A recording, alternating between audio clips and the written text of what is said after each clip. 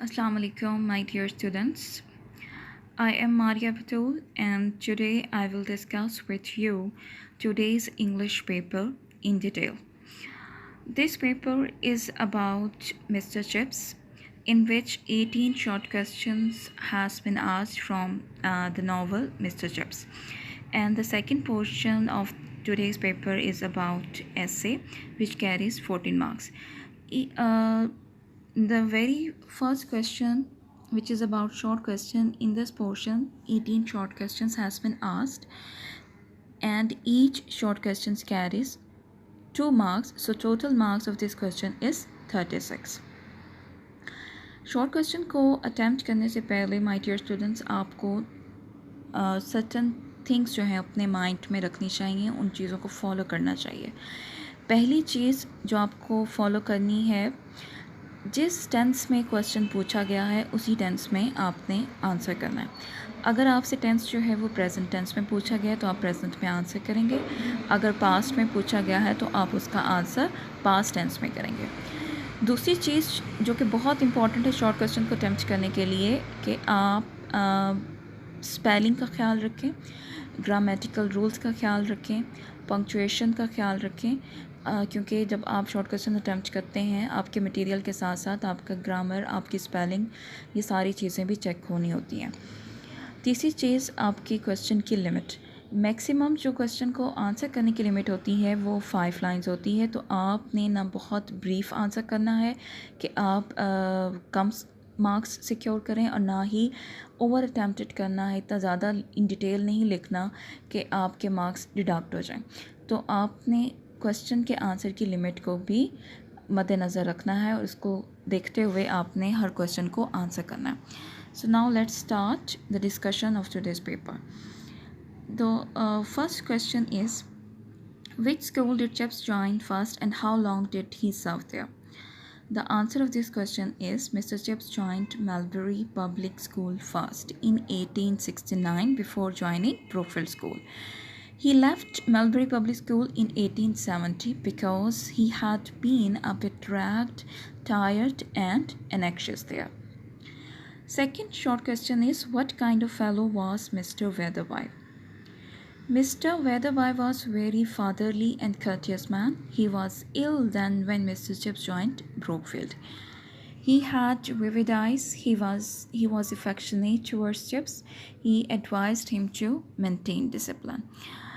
तो students, mister वेदरवाई जो थे ये पहले करेक्टर हैं जो हमें नावल की ओपनिंग में मिलते हैं आफ्टर मिस्टर चिप्स. ये ब्रूकफील्ड स्कूल के हेड थे जब मिस्टर चिप्स ने इंटरव्यू दिया, और इन्होंने मिस्टर चिप्स का इंटरव्यू लिया और उन्हें एडवाइस किया. Next question is, what kind of people did Brookfield produce? Brookfield produce जजेस, members of parliament, colonial administrators, a few peers and bishops.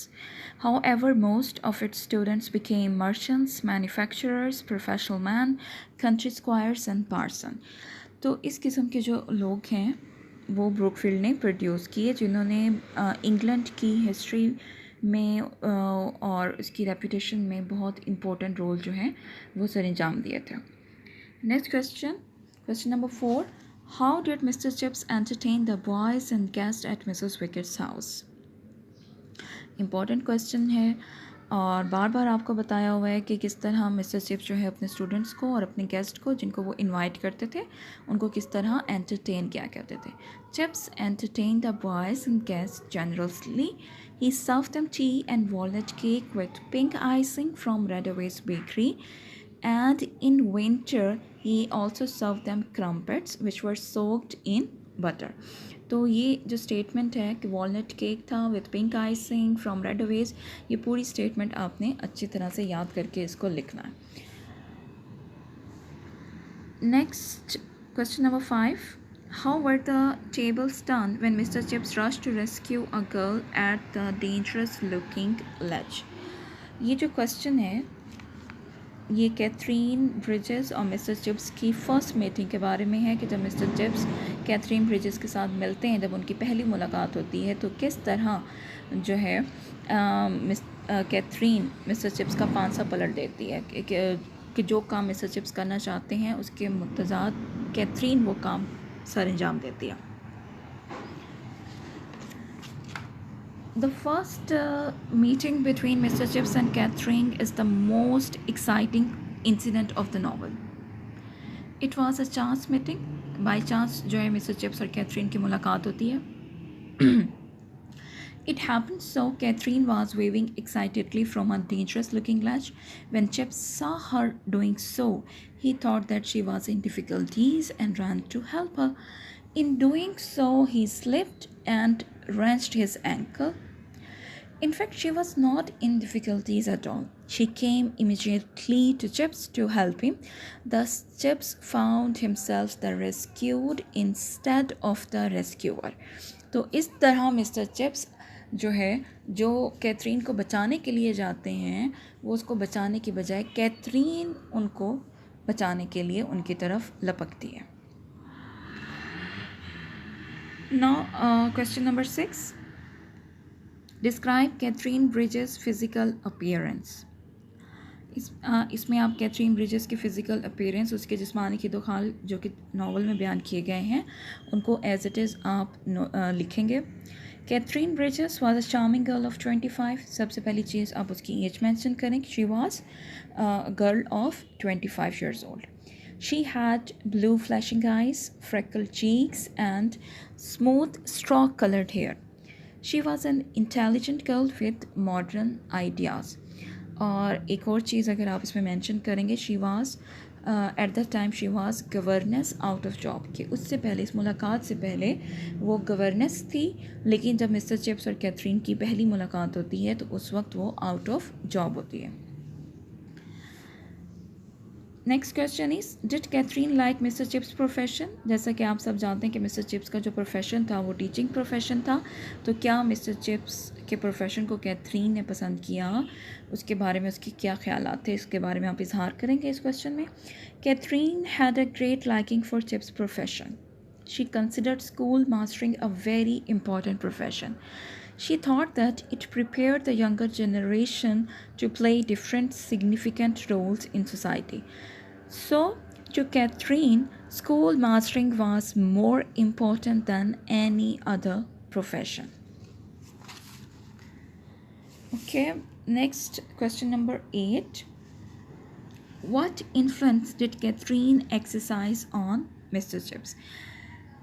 कि जब कैथरीन मिस्टर चिप्स की ज़िंदगी में आती है तो ऐसे कौन से असरात पॉजिटिव वो मिस्टर चिप्स की शख्सियत के ऊपर मुरतब करती है, क्या क्या चेंजेस वो उनकी पर्सनालिटी में लेकर आती है.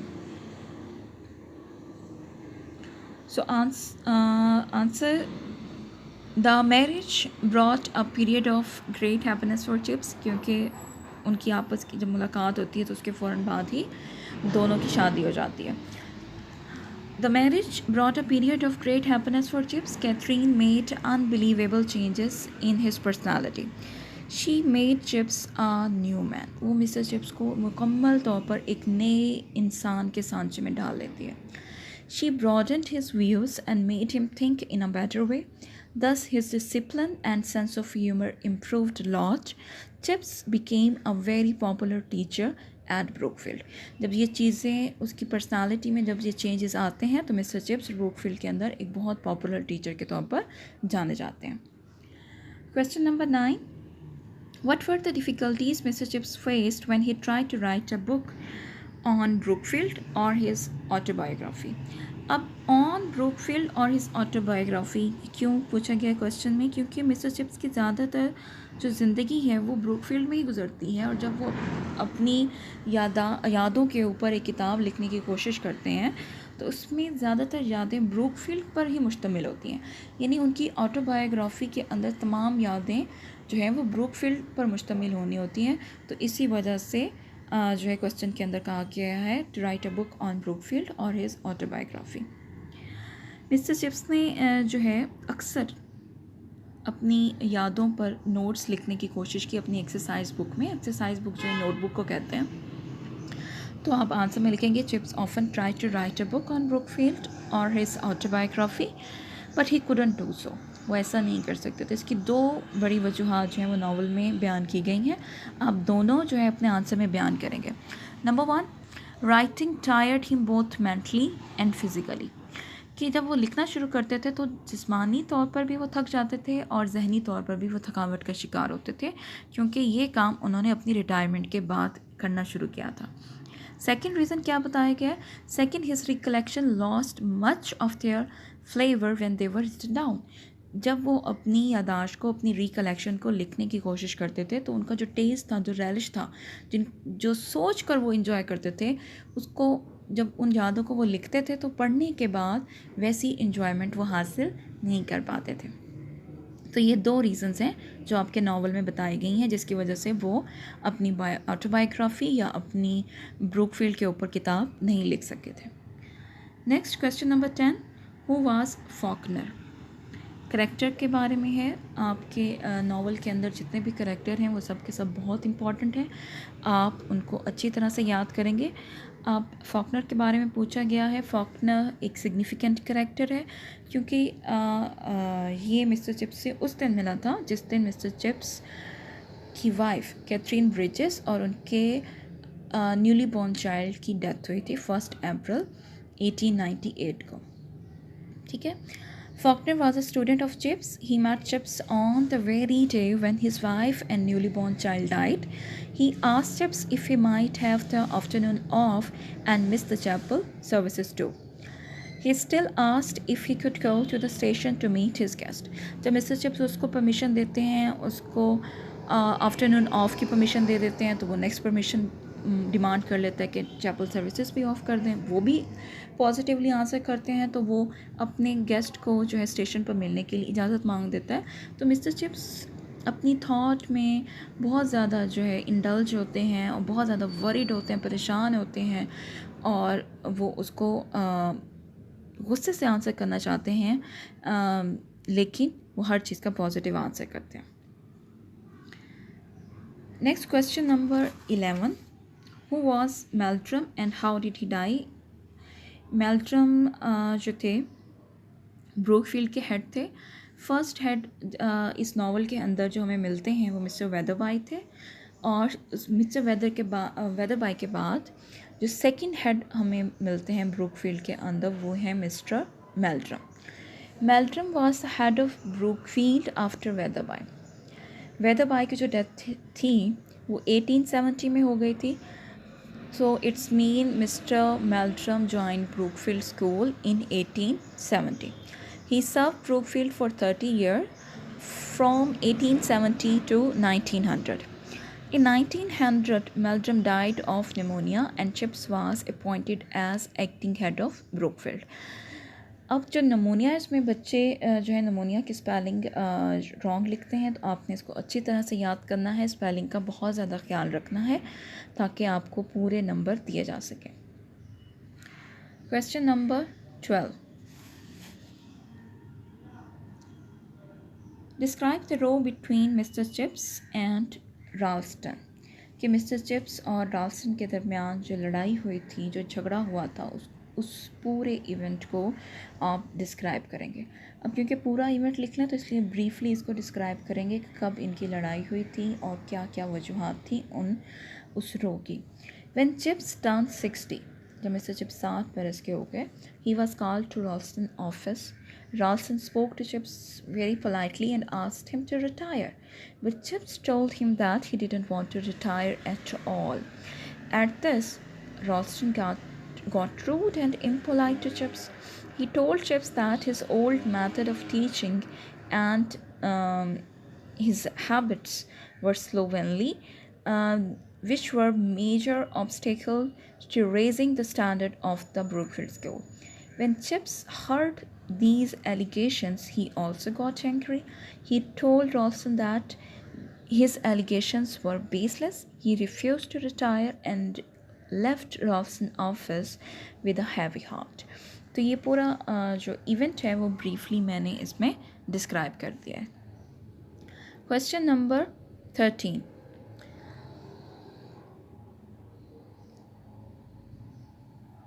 Why did Mr. Chips decide to get retirement in 1930? In 1913 chips had bronchitis. Bronchitis जो है मिस्टर चिप्स की बीमारी थी, लंग डिजीज़ है, उनको सांस लेने में मुश्किल पेश आती थी, तो उसका बहुत सीवियर अटैक हुआ उनको 1930 में। Chips had bronchitis in 1930। He could not attend school all winter. He thought that he could not do justice to his job. जब वो स्कूल जा ही नहीं सकते थे तो वो अपनी जॉब के साथ जो है वो इंसाफ नहीं कर पा रहे थे, बच्चों को पढ़ा नहीं सकते थे। So he decided in summer to resign when he was 65 years old. Next question is who replaced Ralston as a head. Ralston ने जब अपने आप को बेटर करने के लिए, अपने आप को इम्प्रूव करने के लिए ब्रूकफील्ड स्कूल को छोड़ दिया, तो किसने रॉल्स्टन को रिप्लेस किया? Chatteris replaced Ralston in 1911। So it's mean 1911 में मिस्टर रॉल्स्टन ने ब्रूकफील्ड स्कूल को छोड़ दिया था। Chatris was friendly and sympathetic, and Mr. Chips liked him. Chatris also liked him, Mr. Chips, and he consulted Mr. Chips about the important issues of Brookfield School. उनसे जो है वो consult करता था, उनसे गाइडेंस लेता था। उन्होंने मिस्टर चिप्स की अहमियत को ब्रूकफील्ड के अंदर, जो मिस्टर चिप्स की अहमियत थी, उसको वाइजली एक्सेप्ट किया था। Next question is, what were Chip's activities after retirement at Mrs. Wickett? जब मिस्टर चिप्स रिटायरमेंट हासिल कर लेते हैं ब्रूकफील्ड स्कूल से, जो कि उन्होंने 1930 में हासिल की थी, तो 1913 के बाद मिस्टर चिप्स ने ब्रूकफील्ड स्कूल को छोड़ दिया और मिसेस विकेट के पास रिहाइश इख्तियार की थी। तो जब वहाँ उन्होंने रिहाइश इख्तियार की तो उनकी क्या क्या मसरूफियात थी, वो क्या क्या काम किया करते थे, तो ये चैप्टर के एंड में, चैप्टर आई थिंक 12 के एंड में जो लास्ट पैराग्राफ है उसमें डिटेल मिस्टर चिप्स की एक्टिविटीज़ को डिस्क्राइब किया गया है। मैं भी आपको बता देती हूँ, chips had T with new boys, कि जब भी कोई नया स्टूडेंट और नया टीचर ब्रूकफील्ड में आता था तो मिस्टर चिप्स उसको टी पर इनवाइट किया करते थे। और जब वो हर अपने गेस्ट को इनवाइट करते थे तो किस तरह उनको सर्व करते थे, अभी हमने जो है उसको भी डिस्कस किया है कि किस तरह वो उनको सर्व करते थे और एंटरटेन करते थे। सेकंड उनकी एक्टिविटी क्या थी? He dined with the head and masters of Brookfield school. He watched matches, कि जो बच्चे प्ले करते थे ब्रूकफील्ड के ग्राउंड में मैचेस, मिस्टर चिप्स के लिए एक एंटरटेनमेंट का पार्ट था कि वो उन बच्चों को प्ले करते हुए देखते थे। And he also worked on the Brookfieldian directory. Moreover, he wrote articles for the magazine and read detective stories, कि उनकी जो नाइट टाइम की जो उनकी मसरूफियात थी कि वो रात को डिटेक्टिव नॉवेल्स जो है वो पढ़ा करते थे। Next question is, what was Ri Sol and what joke did chips make about it? Ri Sol क्या था और मिस्टर चिप्स के ने इसके बारे में क्या जोक कहा था? Risole was a small fried cake of minced meat, often mixed with breadcrumbs. कि जब वॉर के डेज थे, जंग के दिनों में, तो हर मंडे को स्कूल के अंदर एक ख़ास किस्म की डिश जो है वो सर्व की जाती थी जिसका नाम रिसोल था। It was served in Brookfield on Mondays. On Mondays, Mondays mean on every Monday. Chips called it abhorrendum, the meat to be abhorred. जब आप abhorrendum लिखें उसके बाद हाइफन डालें और उसको abhorrendum को एक्सप्लेन करें, the meat to be abhorred, के ऐसा गोश्त था जिसको मिस्टर चिप्स नापसंद किया करते थे, डिसलाइक करते थे। It was called chips latest, और ये मिस्टर चिप्स का एक ताज़ा तरीन जोक था जो पूरे ब्रूकफील्ड स्कूल में मशहूर हो गया था। Question number 17, what was mister chips will? Mister chips की विल यानी मिस्टर चिप्स ने क्या वसीयत की थी अपने मरने से, अपनी वफ़ात से पहले? मिस्टर चिप्स ने अपनी जो विल की थी, वसीयत की थी, वो 1930 में की थी। In 1930, Chips made his will. Except for the legacies to the mission and to Mrs. Wickett, he left all he had to found an open entrance scholarship to the school. कि legacies जो थी वो mission school और Mrs wicket को जाती थी, और इसके अलावा जो मिस्टर चिप्स के पास बाकी बचा था वो उन्होंने ब्रूकफील्ड स्कूल में एक ओपन एंट्रेंस स्कॉलरशिप के लिए मुख्तस कर दिया था। Last short question is, who was Lindford? Lindford कौन था? ये भी इम्पोर्टेंट कैरेक्टर है क्योंकि लिनफोर्ड जो है वो लास्ट विज़िटर था मिस्टर चिप्स का, जो मिस्टर चिप्स की वफ़ात से पहले उनको मिलने के लिए आता है। सेकंड इम्पोर्टेंस लिनफोर्ड की ये है कि उसने मिस्टर चिप्स को जाने से पहले गुड बाय मिस्टर चिप्स कहा था। अब good bye Mr Chips significant phrase है। एक सिग्निफिकेंस क्या है इसकी कि वेडिंग नाइट जो थी मिस्टर चिप्स की, उस इवनिंग को कैथरीन ब्रिजेस ने भी यही फ्रेज़ मिस्टर चिप्स को कहा था, और नॉवल का नाम भी यही है, गुड बाय मिस्टर चिप्स। तो लिनफोर्ड का आंसर करने के लिए आप क्या लिखेंगे? Linford was the last visitor of Mr Chips. He met Chips on the night before he died. Before leaving he said good bye Mr Chips. Thus, he was the last boy to say goodbye, Mr. Chips. His words also reminded Chips the eve of his wedding when Catherine had used the same phrase. तो ये थी हमारी discussion mister chips के short question के बारे में। अब second जो क्वेश्चन है आपका वो ऐसे के बारे में है, राइट एन ऐसे ऑन द फॉलोइंग टॉपिक, और आपको एक ही टॉपिक दिया गया है, माय फेवरेट बुक। अब ऐसे अटेम्प्ट करने के लिए आपने किन चीज़ों को जो है वो मद्देनज़र रखना है। पहली चीज़, आपके ऐसे का जो इंट्रोडक्टरी पैराग्राफ है वो बहुत सिग्निफिकेंट होता है, बहुत इम्पोर्टेंट होता है। एग्जामिनर जो है उसे बहुत थॉरली स्टडी करके उसको चेक करते हैं, तो आपको इंट्रोडक्शन जो है बहुत अच्छा होना चाहिए ऐसे का। सेकंड चीज़, ऐसे को अटैम्प्ट करने के लिए आप उसमें जब मटेरियल डालते हैं तो उस मटेरियल के रेलेवेंट, उसके अकॉर्डिंग, उस टॉपिक के अकॉर्डिंग आप कोटेशंस भी ऐड करेंगे। और लास्ट पैराग्राफ में आप अपने पूरे टॉपिक को जिसके बारे में आप ऐसे लिख रहे हैं उसमें आप उसको कंक्लूड करेंगे, उसमें रिज़ल्ट बताएंगे, तो आपका जो कंक्लूजन है वो भी ऐसे में बहुत ज़्यादा इम्पोर्टेंट होता है। माय फेवरेट बुक में आप अपनी कोई भी फेवरेट बुक के ऊपर जो है ऐसे लिख सकते हैं। मेजॉरिटी जो है वो कुरान पाक के ऊपर लिखती है, जो कि हम सब की रिलीजियस और होली बुक है, जिसके बारे में हमें अच्छी तरह से पता है, उसकी सिग्निफिकेंस के बारे में, उसकी इम्पोर्टेंस के बारे में, उसकी डिटेल के बारे में आप इसके ऊपर अच्छी तरह से लिख सकते हैं। तो कुरान पाक के बारे में पहले आप अपने इंट्रोडक्शन में बताइएगा कि आपकी बुक की इम्पोर्टेंस क्या है, आपकी अब तक की लाइफ में कौन कौन सी किताबें जो हैं वो फेवरेट रह चुकी हैं, और उन बुक्स में से जो मोस्ट इम्पॉर्टेंट है, जो आपकी पसंदीदा किताब है, वो कुरान पाक है। उसके बाद आप कुरान पाक का इंट्रोडक्शन दें एक पैराग्राफ में, उसकी डिटेल उसमें बयान करें, उसके पारास के बारे में लिखें, किसके ऊपर ये रिवील किया गया, इसकी क्या इम्पोर्टेंस है।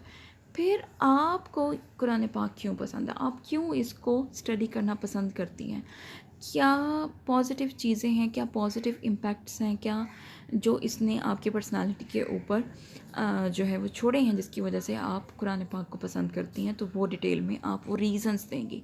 उन रीज़न्स को लिखने के बाद आप सजेशंस दें बाकी रीडर्स को, आप सजेस्ट करें कि उन्हें भी इस किताब को पढ़ना चाहिए। आप क्यों सजेस्ट करेंगी इस बुक को पढ़ना, ताकि उनकी ज़िंदगी में भी वही पॉजिटिव चेंजेस जो हैं वो आ सकें, और वो भी वो तमाम फ़ायदे उठा सकें जो आपने अपनी ज़िंदगी में उठाएं, और लास्ट में आप अपने ऐसे को कंक्लूड करेंगे। ये थी हमारे आज के टेस्ट की डिस्कशन जो आपने अटेम्प्ट किया है। उम्मीद करती हूँ कि आप अपने घरों में बहुत अच्छी तरह से पढ़ाई कर रहे होंगे, और थॉरली जो है हर डिस्कशन लेक्चर को आप सुनते होंगे और उससे फ़ायदा हासिल करते होंगे।